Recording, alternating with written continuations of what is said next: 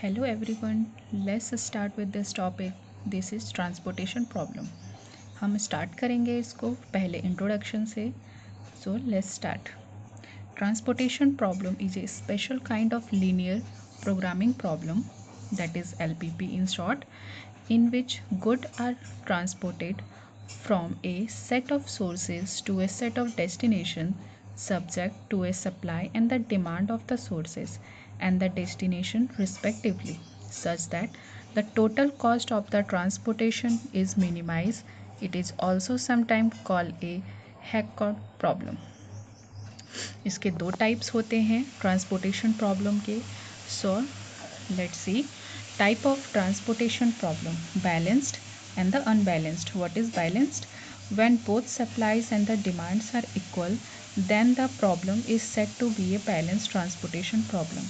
Unbalanced: when a supply and the demand are not equal to, it is said to be a unbalanced transportation problem.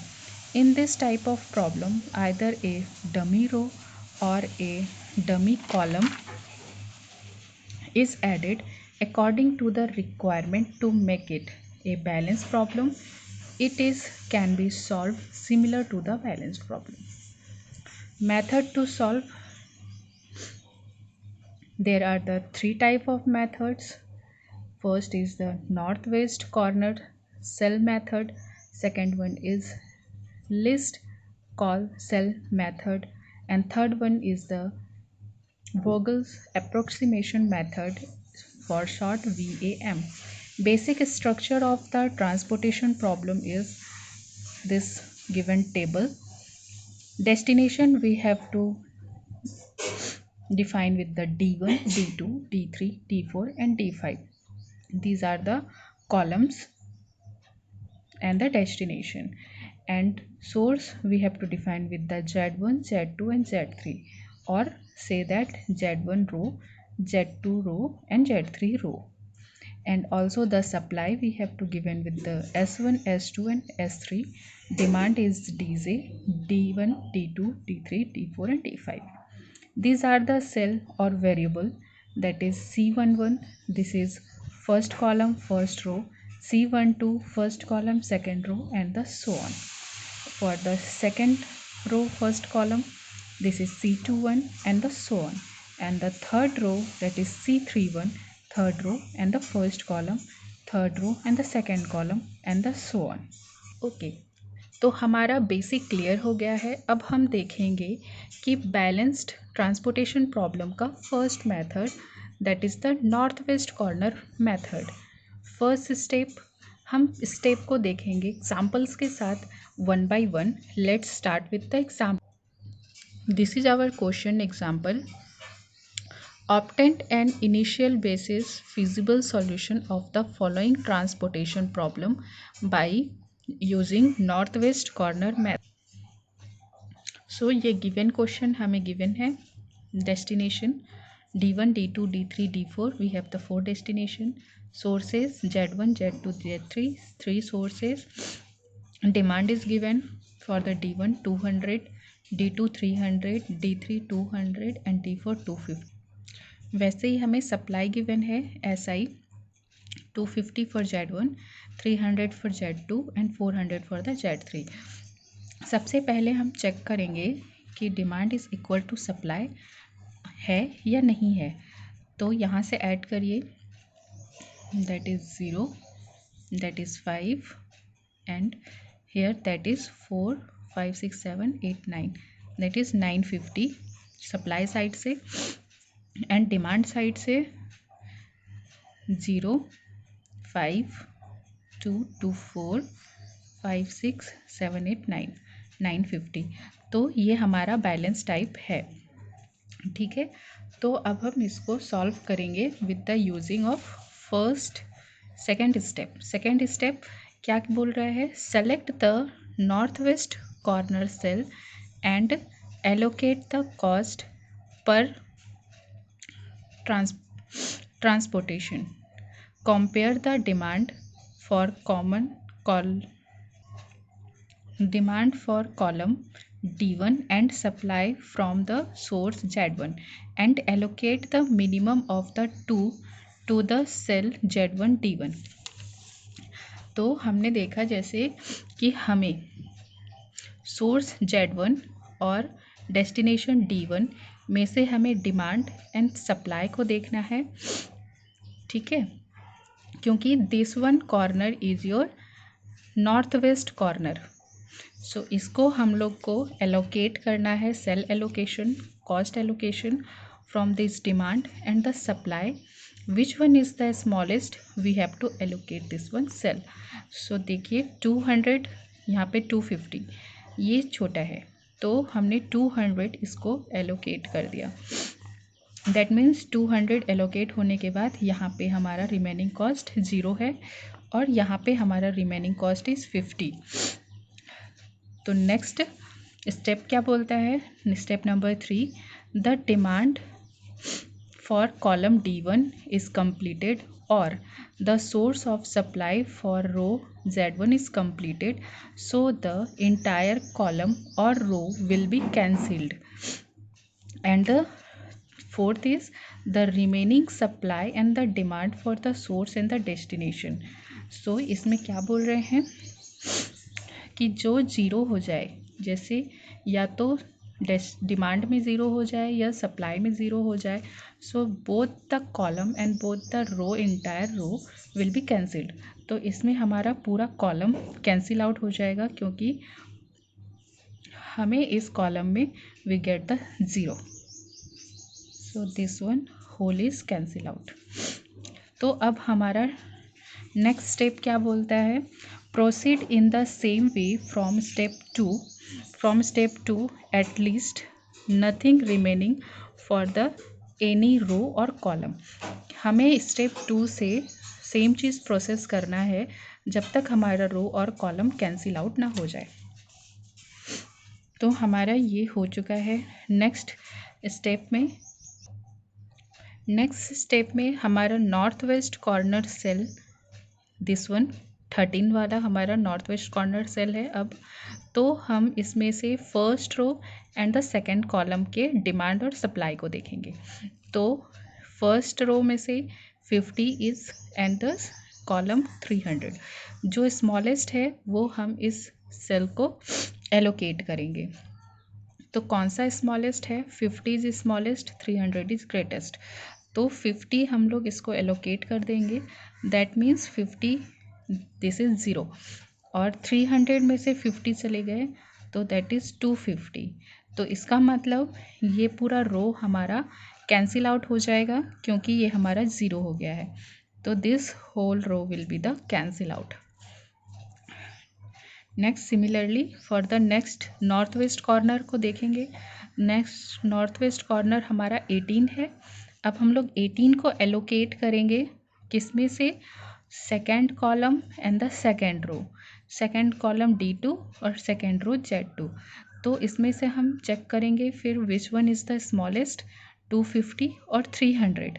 तो 250 is the smallest, तो 250 हम cost इसको allocate कर देंगे। तो 250 that means remaining will be the 0 and 300 में से 250, so that is 50 will be the remaining.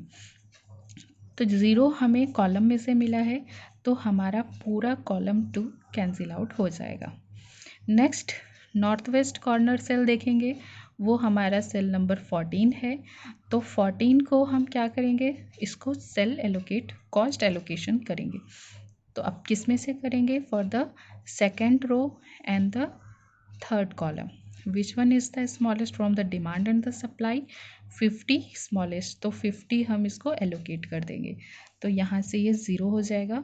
50 अगर इसमें से गया तो 150 is remaining, that means this one is 0।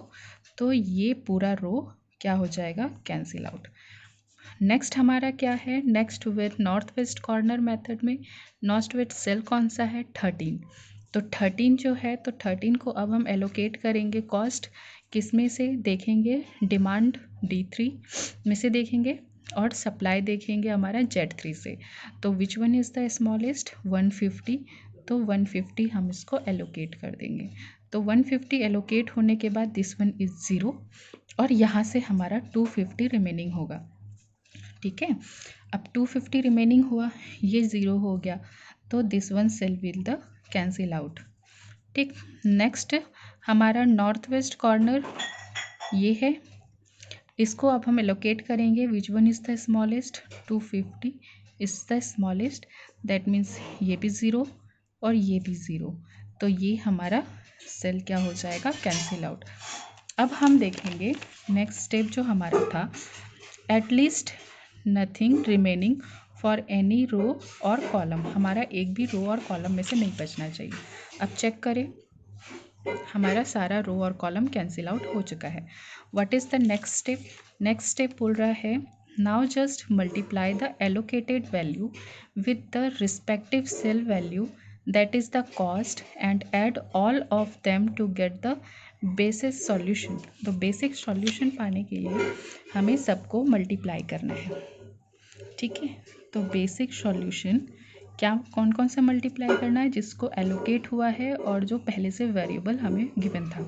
That means 200 multiply with 11 plus 50 multiply with 13 plus 250 multiply with 18 plus 50 multiply with 14 plus 150 multiply with 13 plus 250 multiply with 10.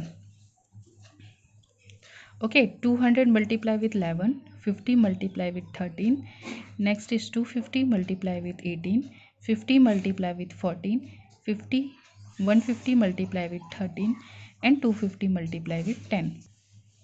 तो हमारा basic solution 12,500 is your answer. तो ये था हमारा north west corner method. Next हम देखेंगे least cost cell method. Least cost cell method, तो least cost cell method में balance type least cost cell method देखेंगे। तो हम स्टेप वाइज देखते हैं with example. Example question, obtained a initial basis feasible solution to the following transportation problem by list cost cell method. This is your given table, destination D1, D2, D3, D4 and the source Z1, Z2, Z3. Demand हमें given है 200, 300, 200, 250 and supply हमें given है 250, 300 and 400। तो हम इसको अब check करेंगे कि ये हमारा बैलेंस्ड है कि नहीं है। तो हम यहाँ से ऐड करें 0, 5, 4, 5, 6, 7, 8, 9। यहाँ से हमारा 950 आ रहा है एंड यहाँ से भी हमारा 950 आ रहा है। तो ये हमारा बैलेंस टाइप प्रॉब्लम है। तो अब हम देखते हैं step wise. Step number 2, the least cost among all the cells in the table to be found. सबसे लिस्ट कौन सा है हम उसको फाउंड करेंगे। सबसे लिस्ट हमारा इसमें 10 है, तो हम कोई भी एक ले सकते हैं। जैसे हमने दिस वन, इसको हमने सेलेक्ट किया, इसको अब हम एलोकेट करेंगे। Third step is now check the supply from the row and demand from the column and allocate the smaller value to the cell. हम चेक करेंगे रो और कॉलम में से फॉर द गिवन सेल और जो स्मॉलेस्ट है वो उसको एलोकेट करेंगे। तो 250 and the 300, which one is the smallest? 250 is smallest, तो हम इसको 250 एलोकेट करेंगे। तो यहाँ से ये ख़त्म हो जाएगा 250 और 300 में से हमारा 250, तो 50 विल बी द रिमेनिंग। ठीक है, अब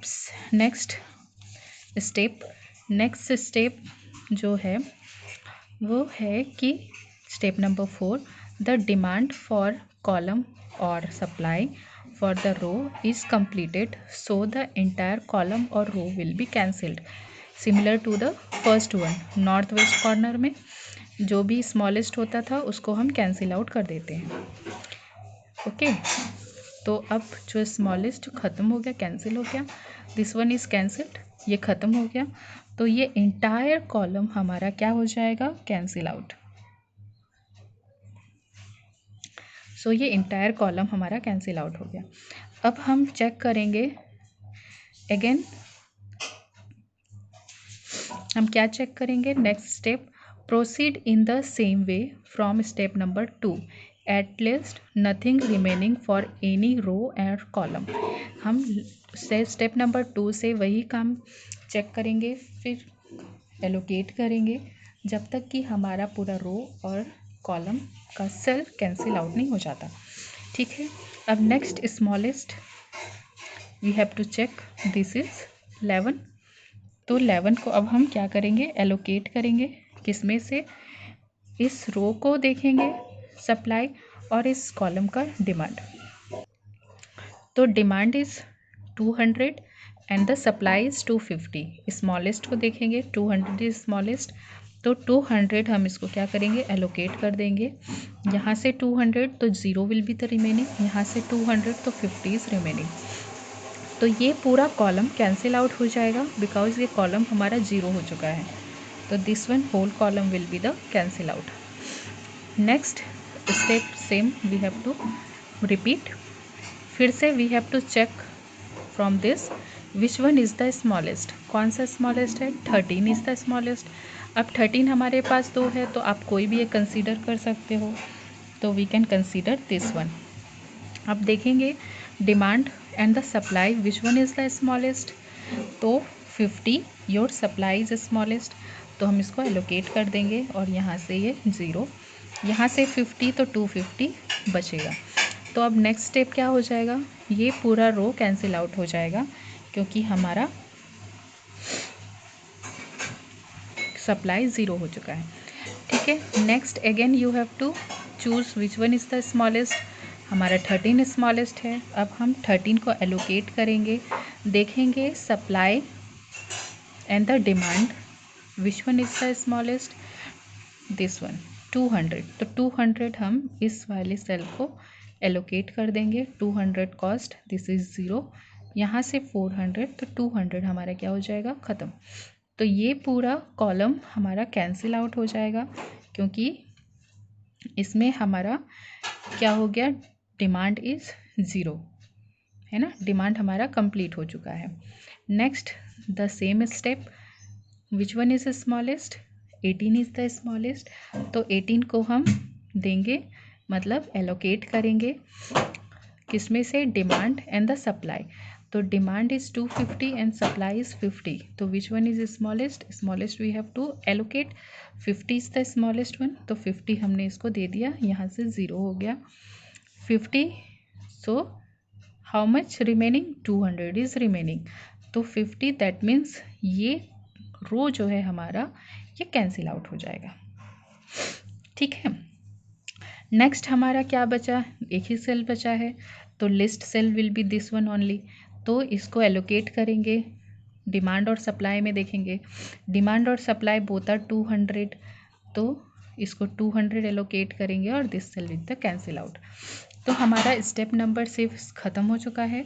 हमने इसको तब तक एलोकेट किया जब तक कि पूरा रो और कॉलम कैंसिल आउट और ख़त्म नहीं हो गया, तब तक। ठीक है, नेक्स्ट स्टेप क्या है, step number 7, now just multiply the allocated value with the respective cell value that is the cost and add all of them to get the basic solution।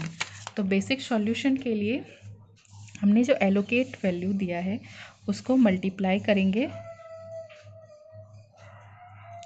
उसको मल्टीप्लाई करेंगे विद द वेरिएबल्स जो given है,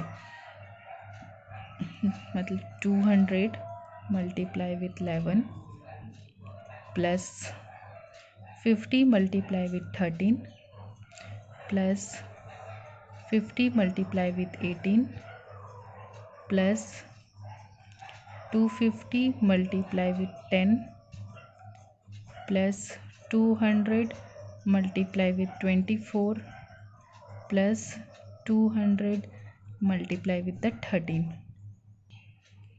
okay, तो इसका answer आ रहा है 13650। This is your answer.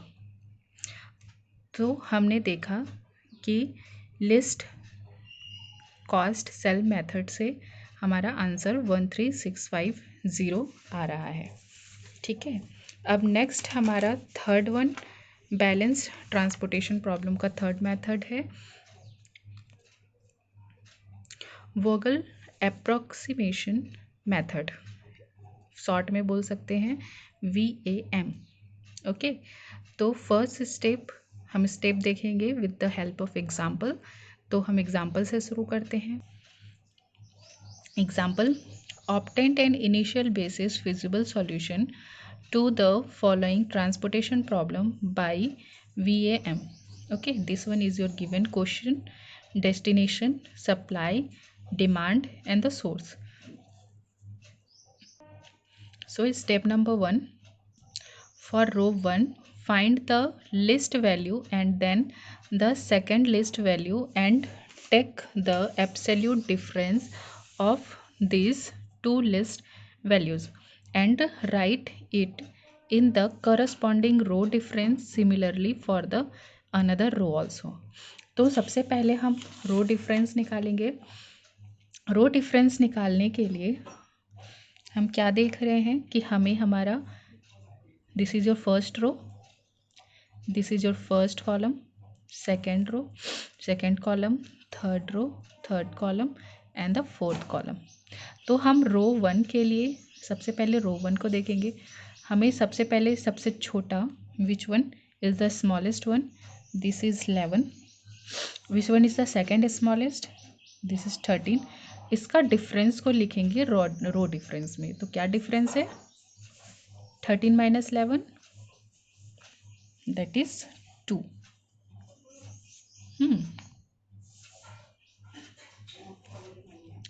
Next Z2 के लिए 16, 18, 14 and 10। List 1 10, second list 14। Difference कितना हो गया, 14 minus 10, that is 4. Okay, next for Z3 21, 24, 13 and 10. List 1 is 10, second list is 13. कितना डिफरेंस है, 3।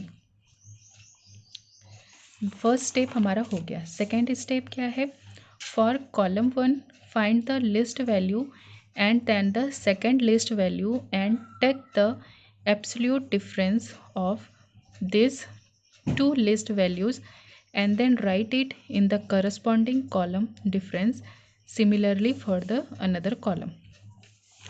तो कॉलम के लिए हम सेम मेथड इसमें से हमारा first least 11, second least is 16, तो 16 minus 11 कितना बचा हमारे पास, 5। For the second 13 is least 1 and second is 18, तो कितना 5। For D3 13 is least 1 then the 14, तो कितना है डिफरेंस, 1। नेक्स्ट 10, सेकेंड इज 10, तो 0। ओके, तो हमने निकाल लिया है first column difference and the row difference. हमें याद रखने के लिए कॉलम C1 कर सकते हैं फॉर कॉलम डिफरेंस एंड रो के लिए R1 कर सकते हैं फॉर द रो डिफरेंस। ठीक है, कि हमने फर्स्ट रो के लिए कर लिया है, फर्स्ट कॉलम के लिए कर लिया है। नेक्स्ट स्टेप क्या बोलता है, now select the maximum penalty. Penalty क्या है, these values of the row difference and the column difference are also called as a penalty। तो हम एक जो मैक्सिमम है वो सेलेक्ट करेंगे। तो कौन सा मैक्सिमम है, यहाँ से देखें 5 5 1 0, इधर से 2 4 3, तो मैक्सिमम 5, तो कोई भी एक 5 को ले ले, जैसे ये 5 मैंने सेलेक्ट किया।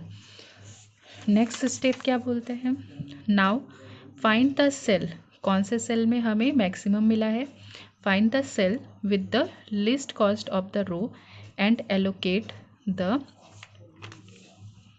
minimum among of the supply and respective row and the demand of the respective column। अब हमें मिल गया है कि 5 इज़ द ग्रेटेस्ट। अब हम देखेंगे कि ये कौन से रो और कॉलम में है। ये कॉलम नंबर 1 में है, ठीक है। अब कॉलम नंबर 1 में हमें क्या चेक करना है, कौन सा स्मॉलेस्ट है। 11 स्मॉलेस्ट है। तो अब हम 11 को क्या करेंगे, एलोकेट करेंगे। किस में से, इसके डिमांड और सप्लाई में से। तो अब हम इसको एलोकेट करेंगे डिमांड और सप्लाई में। कौन सा स्मॉलेस्ट है डिमांड और सप्लाई में, 200 एंड द 250, 200। तो 200 हम इसको एलोकेट कर देंगे। तो ये क्या हो गया 0, ये हो गया 50, ठीक है। और ये हमारा 0 हो गया है, दैट मीन्स ये हमारा पूरा कॉलम क्या हो गया, कैंसिल आउट, क्योंकि ये हमारा कंप्लीट हो गया इसीलिए। अब हम लोग नेक्स्ट रो 2 के लिए फिर से सेम मेथड हम फिर से करेंगे, ठीक है। तो नेक्स्ट स्टेप क्या बोलता है, the remaining supply and the demand from the source and the destination, जो हमें मिल गया है यहाँ से, ठीक। Next step 6, proceeding in the same way from step number 1, at last nothing remaining for the any row or column। जब तक last row और कॉलम कैंसिल आउट नहीं हो जाता तब तक हम इस प्रोसेस को क्या करेंगे, कंटिन्यू करेंगे। तो रो 2 के लिए फॉर सेकेंड टाइम के लिए क्या कर रहे हैं हम, again we have to see which one is the smallest, 13। Second smallest अब हमारा 14 है। तो 14 माइनस 13 दैट इज़ 1। नेक्स्ट हम देखेंगे नेक्स्ट रो के लिए, तो स्मॉलेस्ट 10 था, सेकेंड स्मॉलेस्ट 14। तो 14 minus 10 4। Third one 10 and the 13, तो 13 एंड द 10, तो डिफरेंस विल बी 3। हमारा रो डिफरेंस ख़त्म हो चुका है। अब हम कॉलम डिफरेंस करेंगे। कॉलम डिफरेंस के लिए ये कॉलम हमारा ख़त्म हो चुका है, तो इसको हम क्या कर दिए, कैंसिल। तो हम सेकंड कॉलम को देखेंगे। सेकंड कॉलम में first smallest 13, second is your 18, तो डिफरेंस आपका 5। थर्ड कॉलम के लिए हम क्या करेंगे, 13 is smallest, 14 is second smallest, difference is the 1। Next column के लिए क्या करेंगे, 10 10, difference will be the 0। Okay, तो हम यहाँ से हो चुका है। अब हम column difference and the row difference, जो कि हमारा पेनल्टी है, इसमें से चेक करेंगे which one is the maximum. तो 5 1 0 1 4 3, तो मैक्सिमम इज़ 5। तो 5 अब हमारे कौन से कॉलम या कौन से रो में है, कॉलम नंबर 2। अब कॉलम नंबर 2 में we have to check which one is the smallest. तो 13 स्मॉलेस्ट है, तो अब हम 13 को एलोकेट करेंगे, ठीक है। तो 13 को एलोकेट करेंगे, कौन सा स्मॉलेस्ट है, 50 0 हो गया, यहाँ से 50 गया तो 250 रिमेनिंग। तो दैट मीन्स ये हमारा पूरा रो क्या हो जाएगा, कैंसिल आउट, क्योंकि हमारा रो क्या हो गया, कंप्लीट हो चुका है, ठीक है। Next again process. अब यहाँ से रो पेनल्टी निकालने के लिए, रो डिफरेंस निकालने के लिए, फर्स्ट रो हमारा ख़त्म हो चुका है, तो फर्स्ट रो को क्या किया हमने, कैंसिल कर दिया। तो आप सेकंड रो को देखो, 10 is the smallest one, 14 is second smallest, दोनों को सब्ट्रैक्ट, तो 4। For third row this one is smallest, second smallest is 13, difference is 3। For column में आ जाओ, कॉलम में क्या है, this one is cancel out, यहाँ से 18 है और 24 है, तो 18, तो कितना हो जाएगा 6, ठीक है। नेक्स्ट 13 एंड 14 कितना 1, नेक्स्ट 0। ओके, तो अब चेक करेंगे कि कौन सा ग्रेटेस्ट है, 6 1 0 4 3, दिस इज़ द ग्रेटेस्ट।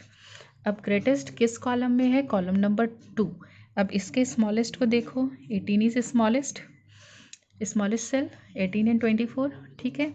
अब इसको हम एलोकेट करेंगे डिमांड और सप्लाई में से, कौन सा स्मॉलेस्ट है, your demand cost is low, तो 250 हम इसको क्या कर दिए, एलोकेट कर दिए, तो ये 0 हो गया। और सप्लाई में से 250 गए तो 50 इज़ रिमेनिंग, तो इसका मतलब हो गया कि कॉलम 2 हमारा ख़त्म हो गया, ये कंप्लीट, तो ये कैंसिल आउट, ठीक है, हो गया। अब नेक्स्ट फिर से हम row difference and the column difference हम फाइंड आउट करेंगे। ठीक है, तो रो डिफरेंस हमारा कितना हो जाएगा। रो नंबर 1 कैंसिल आउट था, रो नंबर 2 10 एंड द 14, तो 4 will be the difference. Row number 3 10 and 13, that is 3 is difference. Next row is completed, column में आ जाओ। कॉलम में क्या है, कॉलम नंबर 1 कैंसिल था, कॉलम नंबर 2 कैंसिल हो गया है, कॉलम नंबर 3 में 13 और 14 है तो फिर 1 हो गया, कॉलम नंबर 4 में 0 हो गया। अब हम चेक करेंगे पेनल्टी में से रो डिफरेंस और कॉलम डिफरेंस में कौन सा मैक्सिमम है। तो यहाँ पे तो 1 0 है, यहाँ पे 4 3 है, तो 4 तुम्हारा क्या है, दिस इज ग्रेटेस्ट वन। तो अब ग्रेटेस्ट में से देखेंगे कि कौन से, ये रो नंबर 2 में है। अब रो नंबर 2 में कौन सा स्मॉलेस्ट है, 10 इज स्मॉलेस्ट, तो 10 को हम एलोकेट करेंगे। 10 को एलोकेट करेंगे सप्लाई और डिमांड में से। तो अब देखेंगे कि सप्लाई और demand which one is smallest. तो हमारा सप्लाई स्मॉलेस्ट है 50, तो 50 हम इसको क्या करेंगे, एलोकेट कर देंगे, दैट मीन्स दिस इज 0। यहाँ से 50 एलोकेट हुआ है तो कितना बचा, 200, that means this row will be cancel out, है ना। तो ये रो इसलिए कैंसिल आउट हुआ क्योंकि रो विल बी कंप्लीटेड, तो ये रो को हम कैंसिल आउट कर दिया। ठीक, तो अब हमारे पास क्या बचा, नेक्स्ट 2 रोज। ओके, तो नेक्स्ट 2 रोज के लिए हम क्या कर सकते हैं, we have to select the which one is smallest directly, क्योंकि हमारे पास एक ही रो बचा है, no column will be the given. तो अब इसमें से कौन सा स्मॉलेस्ट है हमारा, 10 इज द स्मॉलेस्ट। तो अब 10 को हम क्या करेंगे, एलोकेट करेंगे from the demand and the supply. तो demand is 200, smallest one, and supply is 200, तो 200 हमने इसको गिवन दिया, तो ये क्या हो गया 0, यहाँ से 200 इज रिमेनिंग, तो ये 0 हुआ तो ये कॉलम हमारा ख़त्म हो गया। नेक्स्ट स्मॉलेस्ट वैल्यू इज़ 13, 13 को अब एलोकेट करेंगे from this one 200 and this one 200, this one 200 both are the equal, तो दोनों एलोकेट 200, तो this one is cancel out. अब चेक करें, हमारा सारा कॉलम और सारा रो ऑलरेडी ख़त्म हो चुका है। ठीक है, तो अब हमने देखा स्टेप नंबर 6 हमारा कंप्लीट हो गया। स्टेप नंबर 7 में क्या है, now just multiply the allocated value with the respective cell value that is the cost and add all them to get the basic solution. तो अब बेसिक सॉल्यूशन के लिए हम क्या करेंगे, मल्टीप्लाई करेंगे एलोकेटेड वैल्यू। तो 200 multiply with 11 plus 50 multiply with 13 plus 250 multiply with 18 plus 50 multiply with 10 plus 200 multiply with 13 plus 200 multiply with 10। Okay, तो हमारा आंसर आ रहा है 12450। ठीक है, तो हमने देखा कि कैसे हम ट्रांसपोर्टेशन प्रॉब्लम को 3 डिफरेंट मेथड से सॉल्व करते हैं।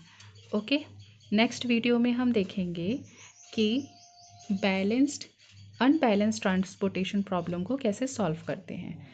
ओके, तो तब तक के लिए bye bye, have a nice day.